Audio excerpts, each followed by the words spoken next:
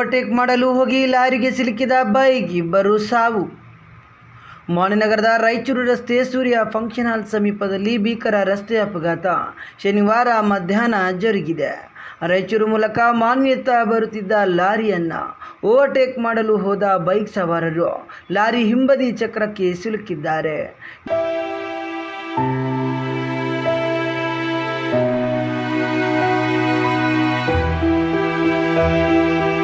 ಈ ಅಪಘಾತದಲ್ಲಿ ಬೈಕ್ ಸವಾರ ತಾಯಪ್ಪ ತಂದೆ ದೊಡ್ಡಪ್ಪ 20 ವರ್ಷ ಬೆಳಗನಪೇಟೆ ನಿವಾಸಿಯಾಗಿದ್ದು ಸ್ಥಳದಲ್ಲೇ ಮೃತಪಟ್ಟ ಯುವಕ ಎಂದು ಗುರುತಿಸಲಾಗಿದೆ.